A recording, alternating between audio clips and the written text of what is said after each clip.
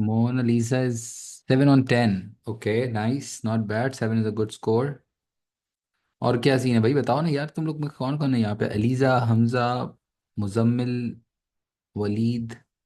Sir एक चीज़ मसला है, वो तो write application and how to analyse. ठीक है, एप्लीकेशन करने में मसला आता है और एनालाइज करने में मसला आता है। ठीक है, बिल्कुल। I should know that what your concerns and that is how I can just, जब मैं पास पेपर करवा रहा हूँ तो मैं उन्हीं बातों पे फिर फोकस कर सकूँ ना यार। मुझे पता दो ना कि तुम लोग का क्या सीन है। अलीजा कह रही है 8 on 10। Okay, nice. तो अक्टूबर 2023 हम कर रहे थे, और वेरिएंट नंबर 12 जो है वो हमने स्टार्ट किया हुआ है। इसका हमने question number 1 and question number 2 कर लिया था। आज हमें इस ईयर का क्वेश्चन नंबर 3 करना है स्टार्ट। ठीक है जी। ये कौन सा ईयर है? October 2023, variant number 12, question number 3। आज हम ये क्वेश्चन अटेम्प्ट करेंगे। और again, paper techniques, the focus of these classes is to make sure that you can practise writing skills. जो पास्ट पेपर हम यहाँ क्लास में कर रहे हों, तुम्हें भी वो साथ साथ अपने पास सॉल्व करना है। आइडियली तुम्हारे पास वो होना चाहिए पास्ट पेपर का प्रिंटेड फॉर्म। अगर वो नहीं है so you should buy it. Okay, क्योंकि पास्ट पेपर अब लिखना जो है ना, वो तुम्हें भी अपने पार्ट पे स्टार्ट करना है। सर नॉलेज बहुत है मगर एनालाइज और एप्लीकेशन में मसला है। ठीक है मुझे, I get your point. Okay, हम अभी लिखते हैं। वैसे इसके अंदर पेपर वन के देखो, पेपर वन में जिस तरह से हम एनालाइज करते हैं, जिस तरह से हम केस से एप्लीकेशन करते हैं, वो अलग होता है। पेपर टू में अलग होता है। अभी हम पेपर वन की बात कर रहे हैं। Yes, book one part one it is okay. और अभी हम पेपर वन की टेक्निक्स में मेन हर हर एस्पेक्ट पर फोकस करेंगे। बेसिकली चार एस्पेक्ट्स होते हैं किसी भी पेपर के ना: knowledge, analysis, application and evaluation. Knowledge, analysis, application and evaluation, these are the four main components that we will have to understand how to use that in our answers. And a lot of students do this mistake that they study very regularly but they do not practice enough of the writing skills, and that is where they get stuck later on. Okay, so you have to make sure that you focus on writing skills very much till your exams. Okay, ये बहुत ज़रूरी बात है। और इसमें हम अगर question 3 read करूँ, मैं केस रीड करता हूँ। ये पेपर वन ये वाला हमारा जब एंड हो जाएगा तो इसके बाद हम पेपर टू करेंगे इसी वाले साल का। एक पेपर वन कंप्लीट करेंगे, जैसे इसके तीसरा क्वेश्चन है, चौथा क्वेश्चन है, ये हम चारों क्वेश्चन जब अटेम्प्ट कर लेंगे तो उसके बाद हम फिर, मतलब जैसे जैसे ये क्लासेस हमारी चलती जाएंगी तो अब हम नेक्स्ट पेपर वन के बाद पेपर टू फिर स्टार्ट कर देंगे। ठीक है हाजिक। अच्छा, has a mixed country X has a mixed economy with both the private and public sector. Can you tell me what is a public sector business? What is a public sector business?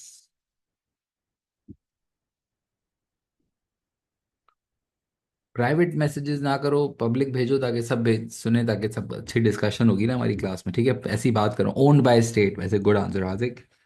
Public sector वो businesses होते हैं जो government owned and controlled होते हैं, जो state owned होते हैं, government owned होते हैं। गुड।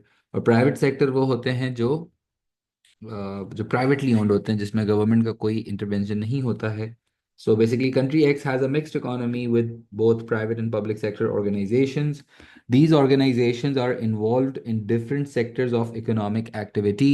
Obviously different sectors में कोई education में होगा, कोई health होगा, railways है, airlines हैं, a lot of different sectors are there ना। Primary, secondary, tertiary पढ़ा हुआ है तुमने। In the last 20 years, the primary sector has become less important to country X's economy. अच्छा, प्राइमरी सेक्टर की इंपॉर्टेंस कम हो रही है, तो इसका मतलब क्या है? Is it a good sign और bad sign? The primary sector has become less important. Is it a good sign for country X or a bad sign for country X?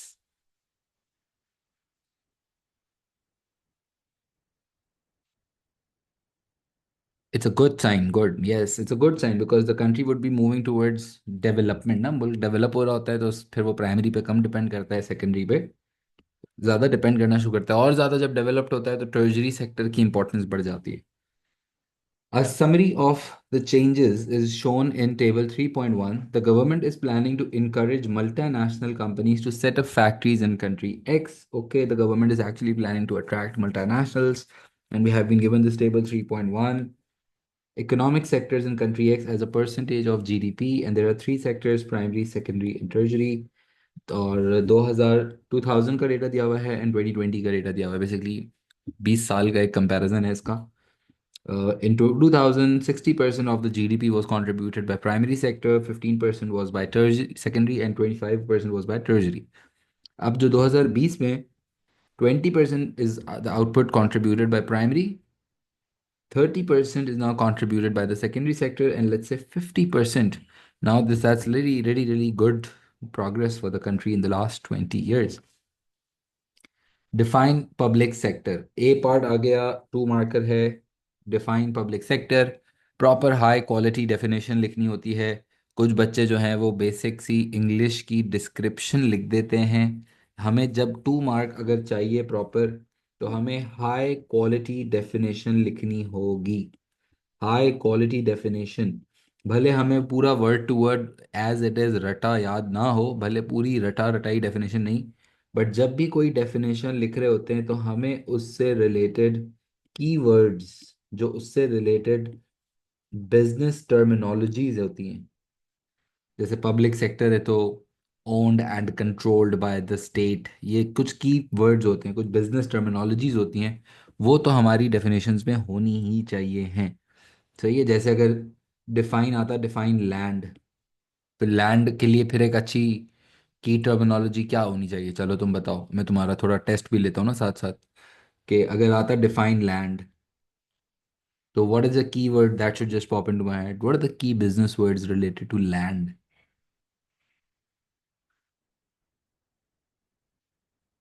Natural resources, natural resource, good factors of production, nice, nice, nice, good. समझे ना, यानी कि जिस भी word की definition लिखोगे, उससे related जो कीवर्ड्स होते हैं, वो कीवर्ड्स तो हमारे डेफिनेशन में नजर आने चाहिए हैं। Okay. So public sector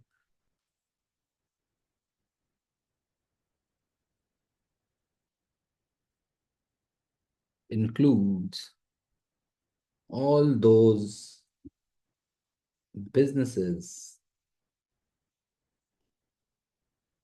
which are owned and controlled। साथ साथ तुम भी लिख रहे हो, ठीक है, राइटिंग स्पीड फास्ट रखनी है। A public sector includes all those businesses which are owned and controlled by the government.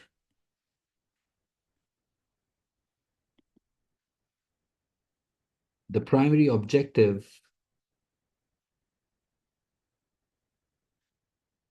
the primary objective of a public sector business,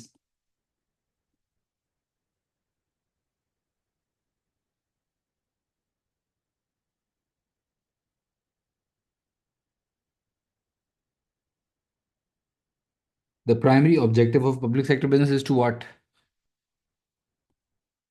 primary objective क्या होता है पब्लिक सेक्टर का generally?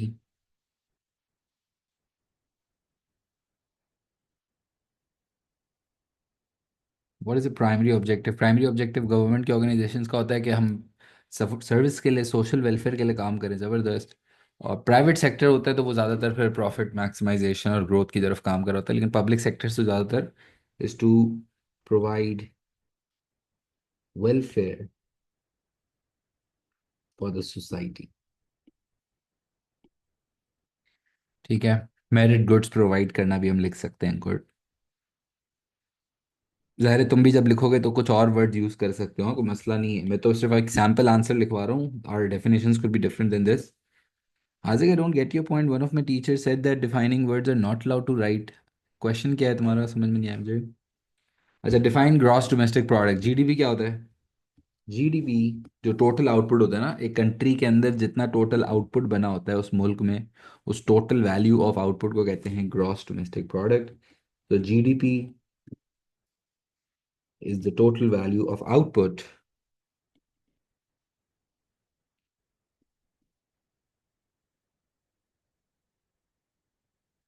produced by a country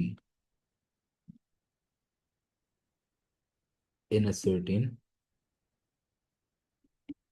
year। GDP is the total value of output produced by a country in a certain year। The country is said Be growing. The country is said to be growing if GDP is increasing in a year. The country is said to be growing if GDP is increasing in a year. अगर GDP आपका बढ़ रहा होता है, कोई भी country, जैसे China का जीडीपी बहुत ज़्यादा है, चाइना का total value of output is very very high. तो जिस मुल्क का जीडीपी ज़्यादा हो रहा होता है, जिस कंट्री का आउटपुट बढ़ रहा होता है, इसका मतलब उसमें बिजनेसेस ज़्यादा चल रहे हैं, उसमें ज़्यादा काम हो रहा होगा ना, तभी तो आउटपुट बढ़ रहा है ना कोई बिजनेस एक्टिव। इतने पाकिस्तान अगर हम सोचें, तो पाकिस्तान में कितने सारे बिजनेसेस हैं। उन सब बिजनेसेस में, और जब ऐड होंगे बिजनेसेस, या जब एग्जिस्टिंग बिजनेसेस अच्छा काम करेंगे, ज़्यादा आउटपुट बनाएंगे, तो इसका मतलब है मुल्क के पास आउटपुट ज़्यादा है। जैसे चाइना के पास बहुत सारे बिजनेसेस हैं, बहुत सारा जीडीपी है, तो वो फिर इतना जीडीपी है कि वो उनकी ज़रूरत से भी ज़्यादा है, तो वो फिर एक्सपोर्ट करते हैं। वो इतना ज़्यादा आउटपुट बनाते हैं कि फिर वो उनकी ज़रूरत से भी ज़्यादा है। तो जितना ज़्यादा जीडीपी होगा, उतना इसका मतलब है कि आपका मुल्क और स्ट्रांग हो रहा है, उसकी इकोनॉमी ग्रो हो रही है बेसिकली। ठीक है, तो कितना इजी सवाल है वैसे। Identify four types of business organizations in the private sector. Four types of business organizations. ये तो बहुत आसान है। क्या होते हैं? Identify four types of business organizations in the private sector. Private sector में किस किस तरह के बिजनेसेस काम कर सकते हैं? एग्जाम्पल्स दो।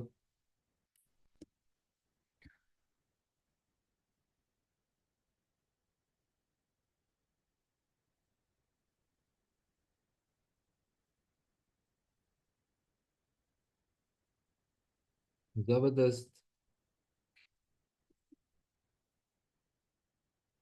वैसे ना एक बात है कि जब तुम लोग अटेम्प्ट करने लगो ना, तो इसकी मार्किंग स्कीम भी मैंने तुम्हें देखना सिखाई है, तो इसको ज़रा इंपॉर्टेंस दिया करो। अगर घर पे खुद से अटेम्प्ट कर रहे हो, तो ये बहुत ज़रूरी है कि तुम जो भी आंसर्स लिखो बाद में, अभी तो खाली मैं देखना सिखा रहा हूँ। जैसे हमने पब्लिक सेक्टर डिफाइन किया, तो तुम चाहो तो इसकी मार्क जाके यहाँ से भी देख सकते हो। कल को खुद से जब अटेम्प्ट करो, तो फिर उसके बाद इसको ज़रा सा मार्किंग स्कीम से भी रिव्यू करने की आदत रखना है, ठीक है ना? ये ज़रूरी है। So identify four types of business organization in the private sector. It could be a sole trader business,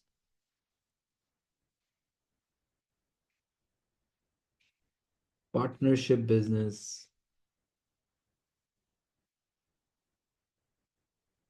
We can operate as a private limited company,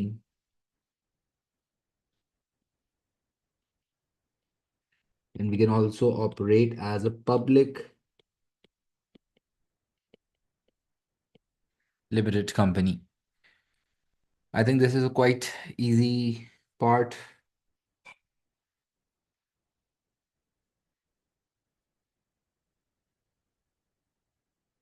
ठीक है जी, डन हो गया यहाँ तक।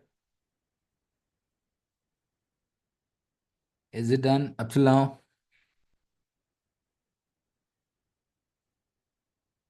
You can ask questions if you have any. Okay, part D क्या कहता है, अब चेक करते हैं। Using the data from table 3.1, explain two possible reasons for the changing importance of the primary sector in country X. Using the data from table 3.1, explain two possible reasons for the changing importance of the primary sector in country X. कि जो मुल्क है, इसमें primary sector में जो importance की कमी आ रही है, उसकी क्या दो वजूहात हो सकती हैं? ये जो कमी आ रही है, ये क्या दो वजूहात हो सकती हैं, बताओ। ऐसी क्या वजह है जो आसान है भी?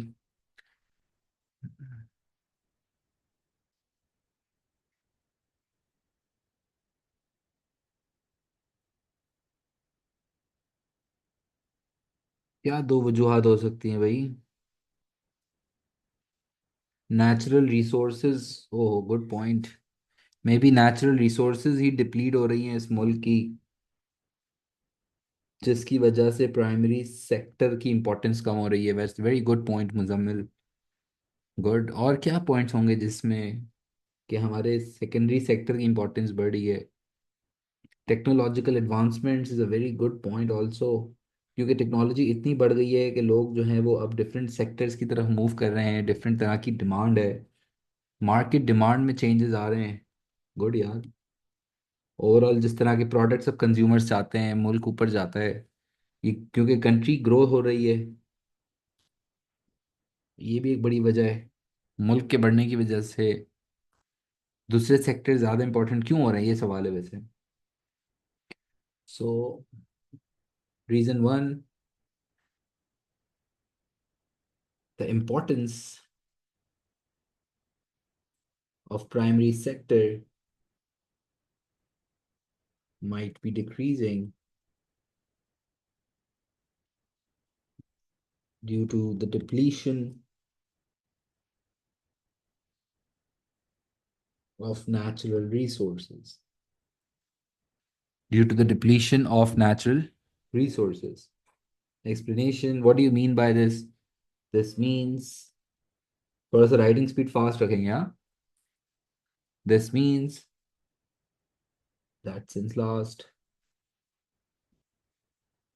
20 years, country X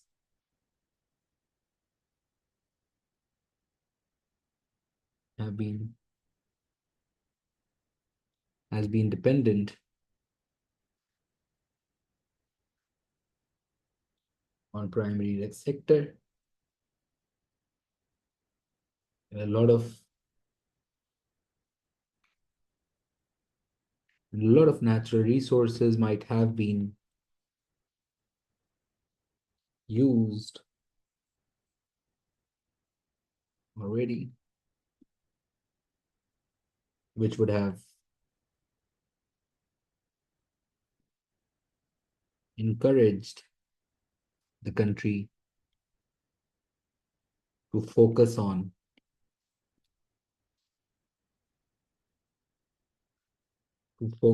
secondary and tertiary sector.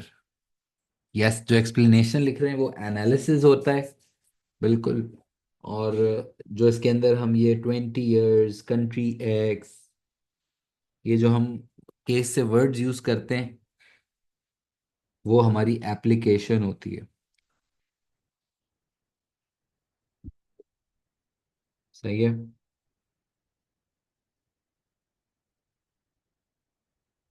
The importance of primary the importance of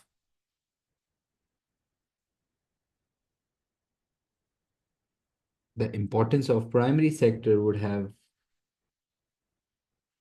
decreased. The importance of primary sector would have decreased as country X experienced growth. As country X experienced growth.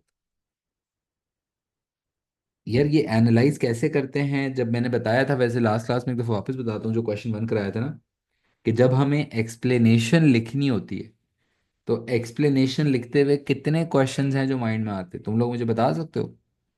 जब मैं explanation लिख रहा होता हूँ और मुझे clearly समझ में आ रहा है कि 4 लाइंस दी हुई हैं, 2 मार्क्स हैं, 2 मार्क्स की है ना ये एक्सप्लेनेशन, तो how many questions, what questions should I just think of when I start to write this explanation? एक तो गुड हाजिर का आ गया point, what do you mean by this point, ये जो पॉइंट लिखा है, like what do you mean by this point. And the second thing that should come, the second question that should come into my head is why this is the answer to this question, क्या बात है, why this point is an answer, good।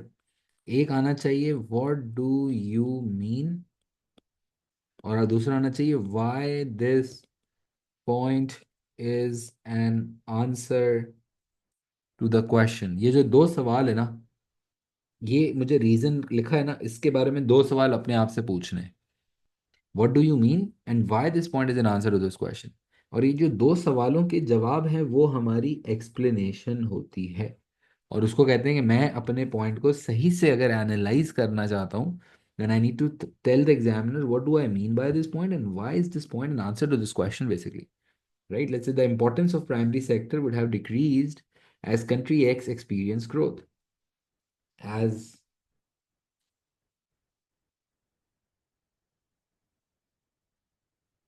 as the country prospers, It would want to focus on high value products,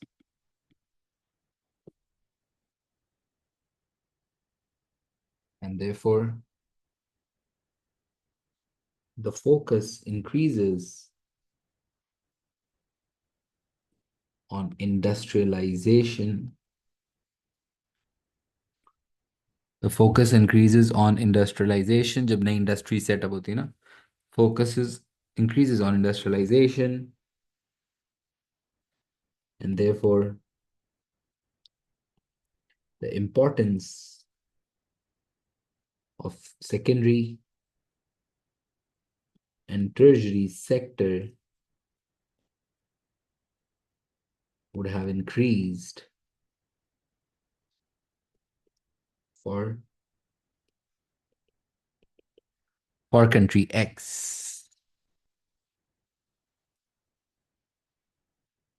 As the country prospers, it would want to focus on high value products, and therefore the focus increases on industrialization, and therefore the importance of secondary tertiary sector would have increased for country X. देखो clearly बता रहा हूँ कि भाई जब एक मुल्क तरक्की कर रहा होता है तो जनरली वो प्राइमरी से सेकेंडरी या टर्शरी की तरफ मूव करता है, जिसकी वजह से यहाँ पे चेंज आया होगा. And I am focusing back on the table, I am focusing back on the question, I am trying to focus on the requirement. कुछ बच्चे रिक्वायरमेंट भी रीड करके भूल जाते हैं. हमें अपने आंसर को रिक्वायरमेंट से भी तो अलाइन करना है ना. जो रिक्वायरमेंट है हमें उसी सवाल का जवाब सही से देना है. कुछ बच्चे सवाल जल्दबाजी में पढ़ते हैं, ये सबसे common, this is the most common mistake. They read the question like very जल्दी जल्दी जल्दी जल्दी जल्दी, और फिर जब आंसर लिखते हैं तो वो डिस्ट्रैक्ट हो जाते हैं, वो कुछ और कहीं और चले जाते हैं. क्वेश्चन भी जब एग्जाम में रीड कर रहे हो तो क्वेश्चन रीड अच्छे से करते हैं, समझते हैं कि सवाल क्या पूछ रहा है, और फिर हम जवाब लिखते हैं ताकि वो answer should be specific and linked back to whatever the requirement is. वरना डिस्ट्रैक्टेड आंसर्स लिखूंगा तो भी मार्क्स नहीं मिलते. कुछ बच्चे होते हैं वो लिखते हैं, उनको लग रहा होता है कि वो बहुत अच्छा लिख रहे हैं, बट वो अक्सर डिस्ट्रैक्टेड होते हैं. वो टू द पॉइंट, या मतलब यूँ समझो कि वो इतना स्पेसिफिक सही जवाब इस सवाल का नहीं देते, वो कुछ और लिख कर आ जाते. सवाल का जवाब देना बहुत ज़रूरी है. अभी मैं और इसको डेप्थ में जाके समझाऊंगा, लेकिन पॉइंट ये है, इसका ऑब्जेक्टिव ये बोलने का है कि क्वेश्चन तरीके से बस रीड किया करो. जब भी एग्जाम कर रहे हो, घर पे प्रैक्टिस कर रहे हो, read the question very carefully always. Is it clear?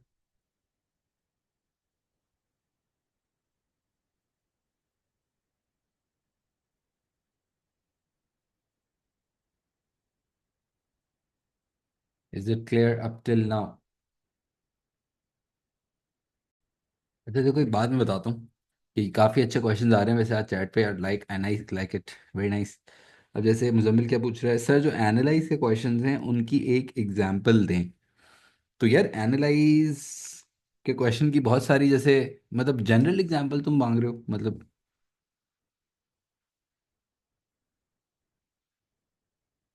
Generally जैसे ये जो एक्सप्लेन वाले आते हैं ना, एक्सप्लेन, हर सवाल के अंदर, जैसे अब ये वाला है डी पार्ट. अब मैं तुम्हें दिखाता हूँ, एक सेकंड रुको ताकि तुम्हें समझ में आए. देखो,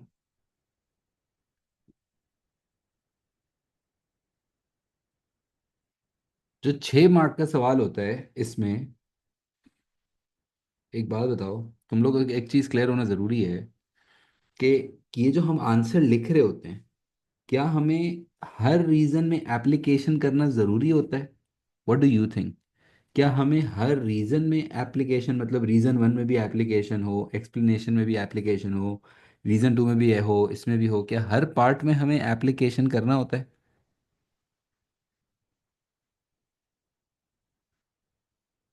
हम्म. यस और no, what do you think? Like हम रीजन वन में भी एप्लीकेशन करें, एक्सप्लेनेशन में भी करें.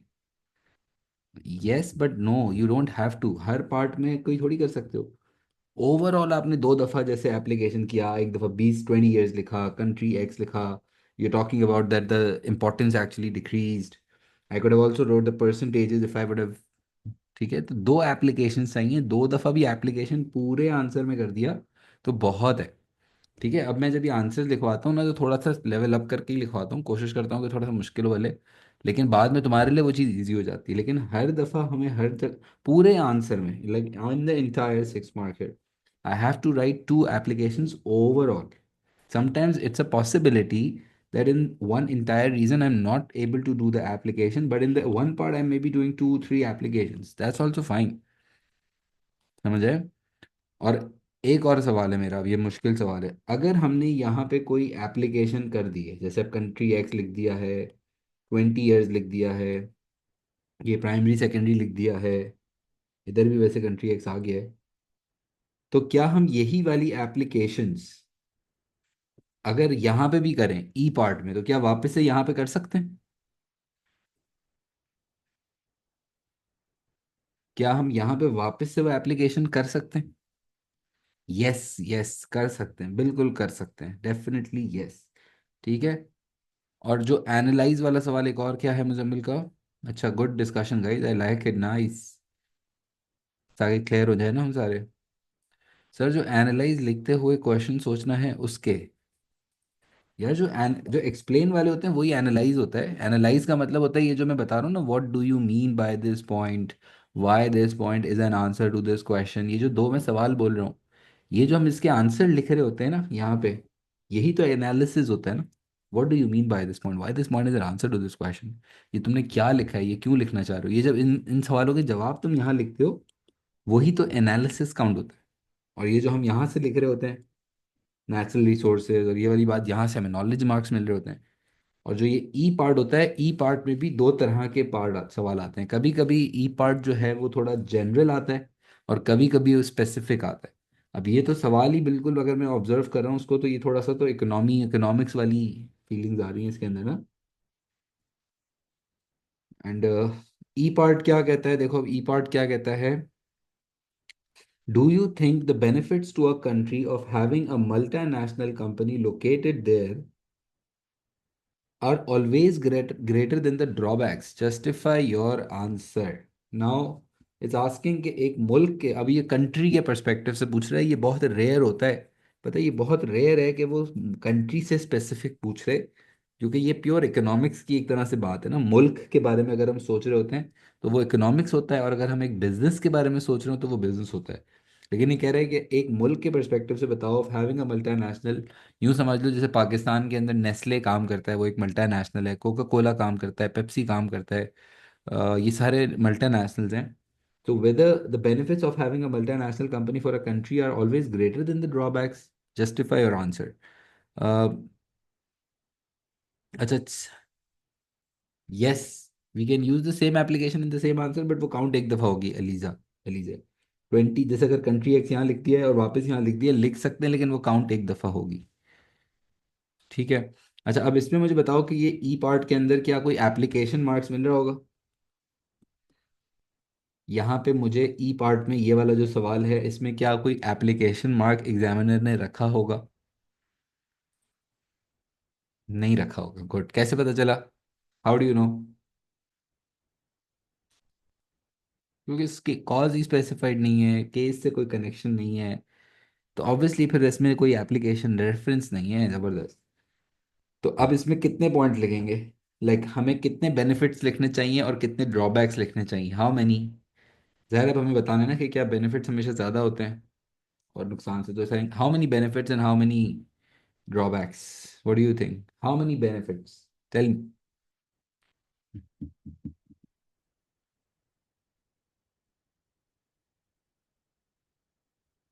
For each, one support and one against, one point only, one benefit, one drawback, and then an overall जो आपका इवैल्यूएशन होता है, जो कंक्लूजन होता है, जो ओपिनियन होता है। वन बेनिफिट प्रॉपर, कि अगर आप मल्टीनेशनल मुल्क में चलाते हो तो उससे क्या फ़ायदा होता है, बताओ। एडवांटेज क्या होता है अगर मल्टीनेशनल एक कंट्री में काम करता है, तो वो क्या फ़ायदा होता है? जीडीपी पे कंट्रीब्यूट करता है, एम्प्लॉयमेंट क्रिएट करता है, टैक्स रेवेन्यूज पे जनरेट करता है, न्यू वैरायटीज, न्यू चॉइसेस देता है लोगों को, है ना। लेकिन कोई भी एक, इतने सारे आ गए मोनालिसा की तरह से, they create jobs, So the living standards also increase, tax revenues also good. जबरदस्त, बट प्रॉब्लम एक कोई एडवांटेज सोच लेना है और उसको अच्छे से लिखना है। ड्रॉबैक कौन सा होगा? ड्रॉबैक क्या होते हैं मल्टीनेशनल्स होने से? मल्टीनेशनल्स होंगे तो what are the drawbacks for a country?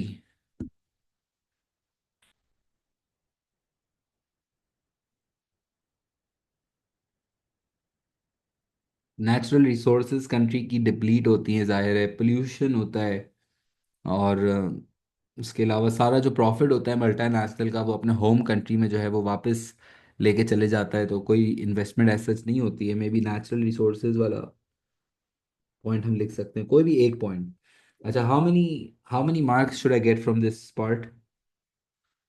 How many marks should I get from the, क्योंकि टोटल 6 मार्क का सवाल है, तो ये बेनिफिट लिखने के कितने मार्क मिलेंगे?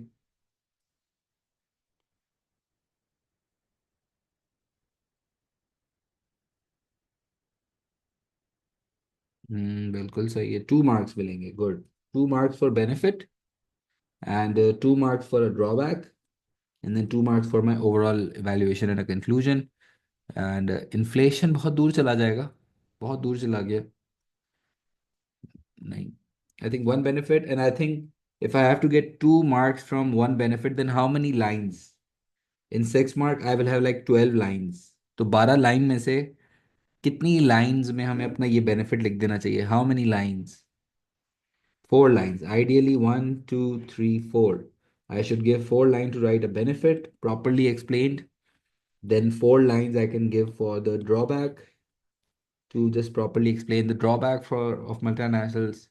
And then for 4 lines, I can write my opinion, my conclusion, this, right? This is ideally, हाँ, आइडियल बता रहा हूँ, कोई रूल नहीं है ये।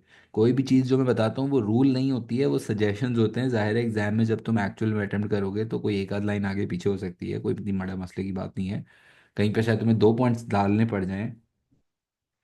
हाउ टू एक्सप्लेन इट ना, you have to explain, state the benefit and explain it. Okay, let's just write it. The multinationals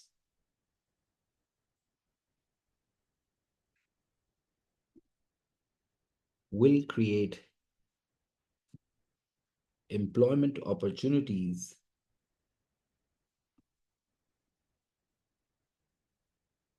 The multinational will create employment opportunities for the people of the country. This is because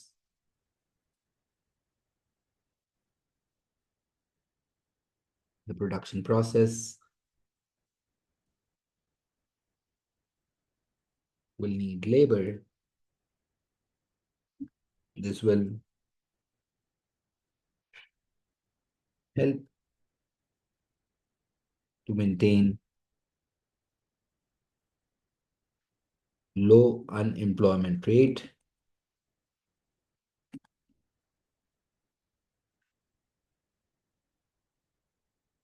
This is because the production process will need labor, and this will help to maintain low unemployment rate, and would also improve the standards of living in a country. However, देखो properly मैंने advantage state किया और उसको explain किया, point state किया और फिर उसको मैंने एक्सप्लेन किया। मैंने बोला एम्प्लॉयमेंट अपॉर्चुनिटीज होंगी, क्यों होंगी और ये क्या फ़ायदा क्या होगा इससे बेसिकली। हाउएवर कोशिश की है मैंने कि 4 लाइंस में मैं ख़त्म कर दूं, लेकिन थोड़ा सा एक्सटेंड हो गया है, कोई बात नहीं।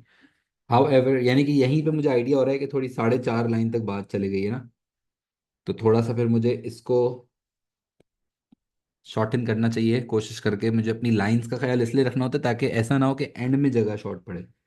ऊपर से ही मुझे आइडिया होना चाहिए कि मैं कहीं ज़्यादा लंबी नहीं कर रहा हूँ ना, ठीक है। However multinationals will be using the natural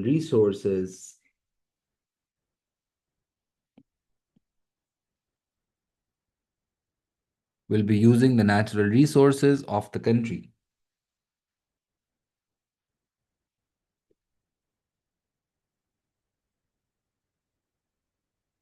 natural resources of the country.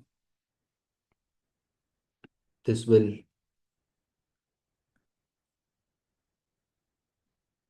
this will increase the rate of depletion. This will increase the rate of depletion and could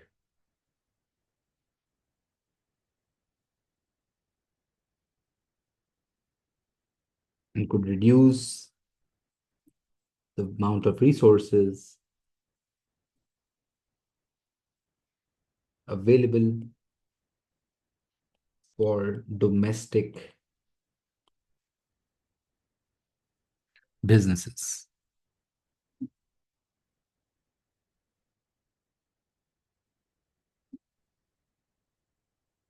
Overall, green से मैंने पॉइंट स्टेट किया है, blue से मैंने उसको explain किया है।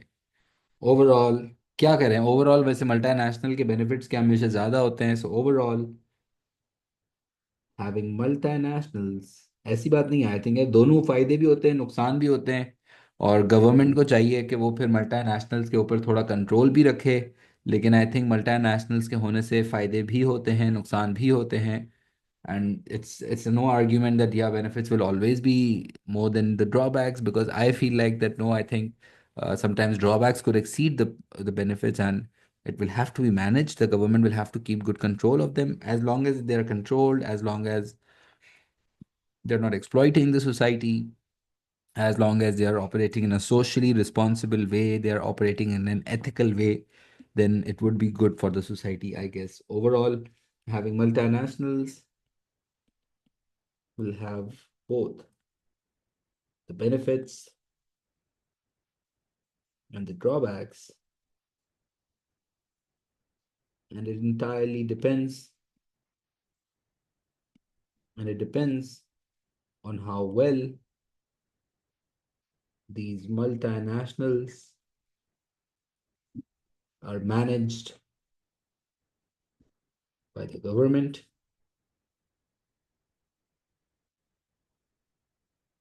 Are they actually operating